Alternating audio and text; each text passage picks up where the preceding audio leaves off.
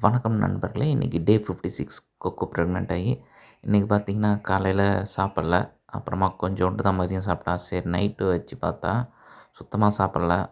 நம்மக்கிட்ட ஒட்டிகிட்ருக்கா. பாலாச்சு வச்சா சாப்பிடுவாளேன்ட்டு பால் வச்சு பார்த்தேன். அதையும் சீண்டலை. நம்ம மேலேயே படுத்துக்கிட்டா. சரி கொஞ்சம் எட்ட தள்ளி போய் உக்காந்தேன். அப்பயும் விடல. நம்ம பின்னாடியே துரத்திட்டே மேலே செஞ்சுட்டா. ஆனால் தண்ணியும் வெளியே ஸ்ட்ரீட் டாக்கை பார்த்து கத்திகிட்ருக்கா. அதனால் இன்னும் டாக்டர்கிட்ட போகல.